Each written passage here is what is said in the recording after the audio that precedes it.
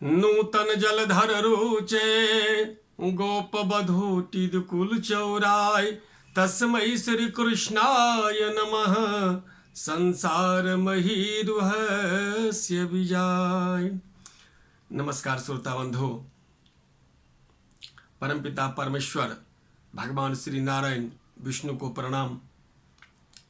आज आइए हम लोग फाल्गुन शुक्ल पक्ष की कौन सी एकादशी होती है, क्या विधि होती है, चर्चा करते हैं।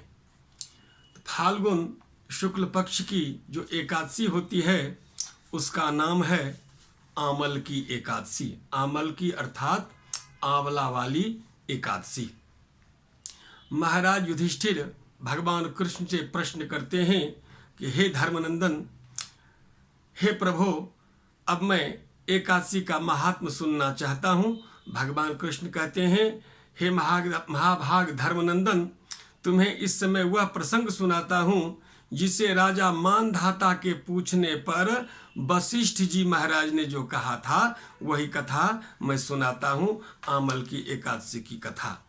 मानधाता ने पूछा था, हे द्विश्रेष्ठ, यह आमल की कब उत्पन्न हुई, मुझे बताइए। वशिष्ठ जी कहते हैं, महाभाग सुनो, पृथ्वी पर आमल की उत्पत्ति किस प्रकार हुई यह बताता हूँ। आमल की महान वृक्ष है जो सब पापों का नाश करने वाली है। भगवान विष्णु के मुखार बिंद से एक कण जो है वो पृथ्वी पर आकर गिर पड़ा। वो कण जो है वही आमल की वृक्ष के रूप में उत्पन्न हुआ और उसी समय ब्रह्मा जी सृष्टि का निर्माण कर रहे थे और कर चुके भी थे कुछ। तो उस समय देवताओं ने देखा, जो अश्वत्थ को, बट को, पीपल को, पलाश को, आम को, अन्य वृक्ष को तो हमने देखा, परंतु ये महान आश्चर्य क्या बात है, ये वृक्ष कहाँ से? क्योंकि ब्रह्मा जी ने तो उत्पन्न किया नहीं, ये तो साक्षात भगवान विष्णु के मुखारबिंद से उत्पन्न है। सब आश्चर्यजनित होकर देख रहे थे।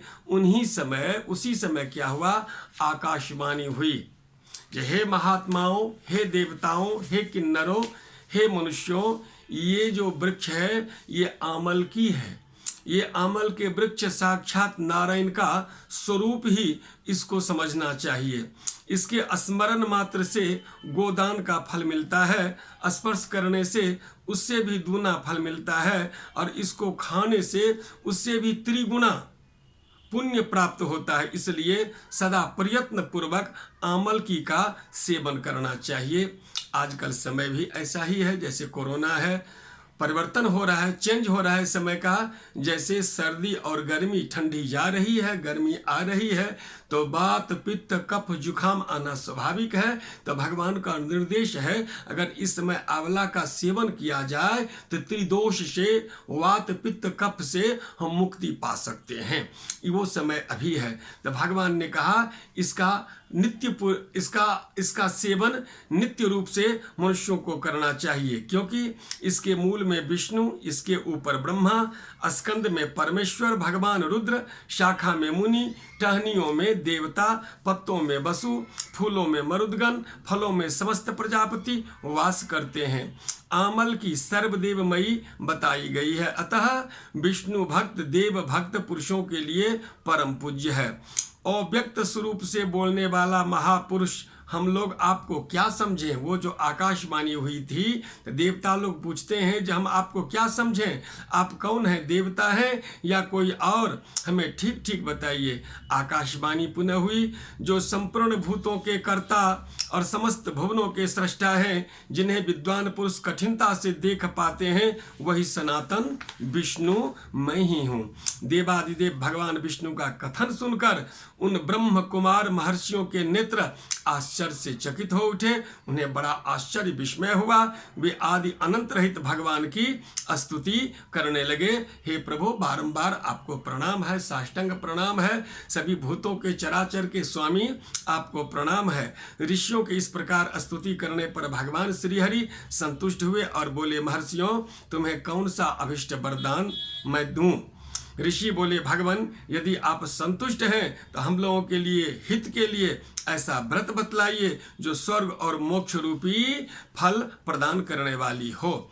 भगवान विष्णु कहे महर्षियों, फाल्गुन शुक्ल पक्ष में यदि पुष्य नक्षत्र से युक्त द्वादशी हो तो वह महान पुण्य देने वाली और बड़े बड़े पातकों का नाश करने वाली है। द्विजवरों, उसमें जो विशेष कर्तव्य है उसको सुनो। आमल की एकादशी में आंवले के वृक्ष के पास जाकर वहां पर रात्रि जागरण करना चाहिए और वहां पर भगवान कहते हैं मेरा जो एक परशुराम का रूप है उस स्वरूप का पूजन करना चाहिए। नानाविध वो नियम तो सब जानते हैं, जो प्रातःकाल उठ के भगवान से प्रार्थना करें, हे प्रभु मुझे एकादशी व्रत करने का शक्ति प्रदान करो, जल में गंगा जल मिला के स्नान करो, नित्य शुचि पवित्र होकर परमात्मा का आसन लगा के ध्यान करना चाहिए, कथा श्रवण करना चाहिए, जल की अधिष्ठी देवी को भी प्रणाम करना चाहिए, उसके बाद स्नान करना चाहिए और परशुराम भगवान की मूर्ति जो आप आसन लगाए हैं, जो पाटा चौकी इत्यादि लगाए हैं, उस पर विराजमान कीजिए। परशुराम के हों चाहे विष्णु भगवान के हों चाहे कृष्ण के हों, किसी स्वरूप का वहाँ पर कीजिए, परशुराम का आरोपित कीजिए और वहाँ पर विश्वकाय नमः, विश्व रूप ने नमः, यानी भगवान की जब पूजन होती है तो घुटनों से पूजन होती है।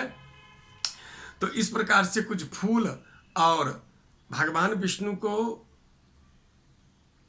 तुलसी चढ़ावे और अक्षत न चढ़ावे तो ठीक है, क्योंकि भगवान विष्णु को तिल चढ़ता है, तो तिल और पुष्प लेके भगवान के स्वरूप का विग्रह का पूजन करें। विश्वकाय नमः चरणों पूजयामि, विश्व रूपने नमः जंघे पूजयामि, ओम दामोदराय नमः कटिम पूजयामि, श्री वत्सधारणे नमः वक्षस्थल पूजयामि, ओम गदने नमः वाम बाहु पूजयामि, वैकुंठाय नमः यज्ञ मुखाय नमः, मुख की पूजन करें, विशोकाय नमः नासिका की पूजन करें, वासुदेवाय नमः नेत्रों पूजयामि, वामनाय नमः ललाटे पूजयामि, सर्वात्मने नमः संपूर्ण अंग में उनको पुष्प और तिल चढ़ावें। ये पूजा का मंत्र है। इस प्रकार से देव देवेश्वर जमदग्नि नंदन श्री विष्णु स्वरूप परशुराम जी की आपको नमस्कार है, नमस्कार है। आंवले के फल के साथ दिया हुआ